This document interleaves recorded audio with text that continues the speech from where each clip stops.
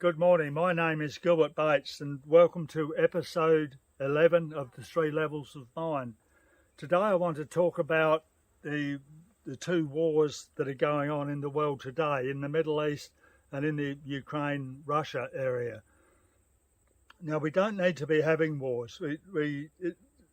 In terms of where humanity is, having wars and having religions that are prepared to kill other people. And I'll talk about religion because they are the cause of a lot of wars and a cause of a lot of troubles in the world.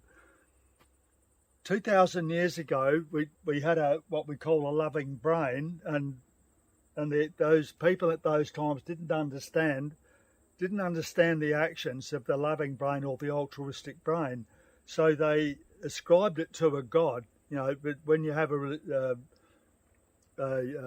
spiritual experience, they say, oh, well, it must be God that does that. It must be God that makes the clouds and so forth.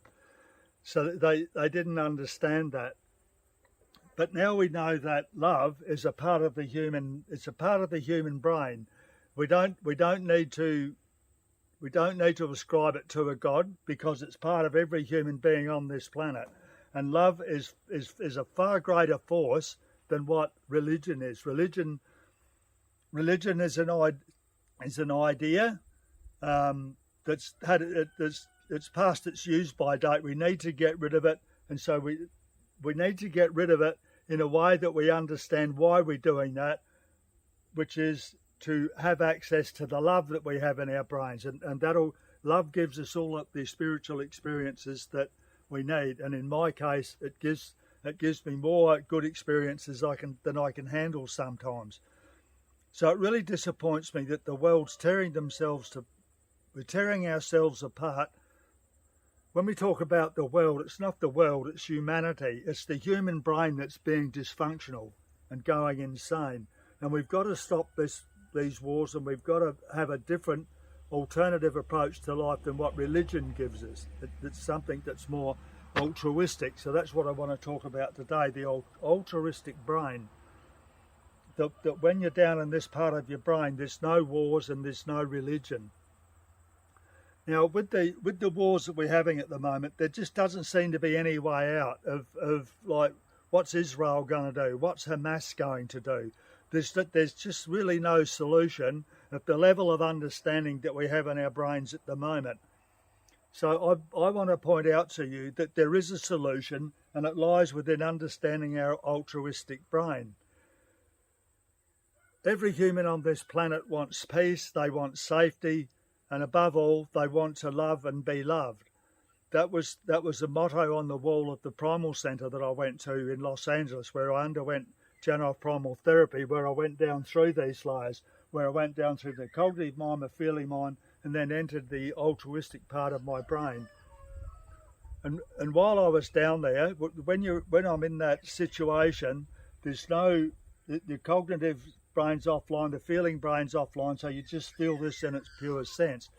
That's the importance of understanding Janov Primal Therapy. That's what it does. It takes you down to your altruistic brain. And when I was in that space, it's pure peace and understanding.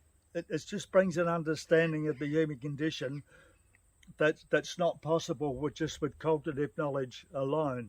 I'm going to repeat that again. All our universities operate on cognitive knowledge with absolutely no idea of the power of our lower brain. And that's where we need to go. So if I was Prime Minister of the world, I would stop all research that they're doing now and just stop the wars, tell people to stop the wars, stop their religion. Let's do research on this, say for 2 years. Let's research the power of the altruistic brain to see if it is true. Well, it is true, and researchers will find that it's true. And then they can all put down their guns and their machine guns and their rocket launchers and whatever else, and just go back home to your family, give them all a hug. Just forget about wars. They're just stupid, and also we need that difference in religion to go from the understanding of what religion is to advance humanity's understanding, so that we have love. love will be our future spiritual. It's the spirituality that we need in our lives, and love gives us that, and love resides at this level in the brain. So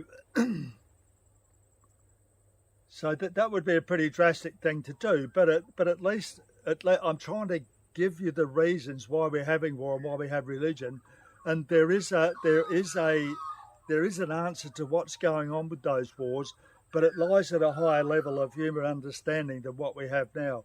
We're down in the gutter, really, the way we're treating each other, the way we are making all these arms and rockets to kill as many people as possible. It's just heartbreaking, and it's stupidity. The people in Russia and the people in Ukraine can just drop their arms and just go on living.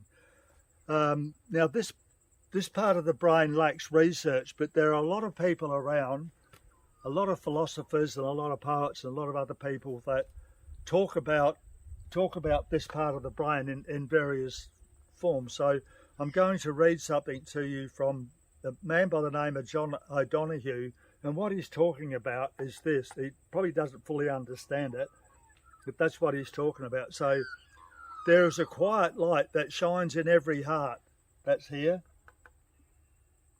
A quiet light that shines in every heart, every human's heart. It draws no attention to itself, though it is always secretly there. And with it's always secretly there, but it's subtle, but it has such a powerful force.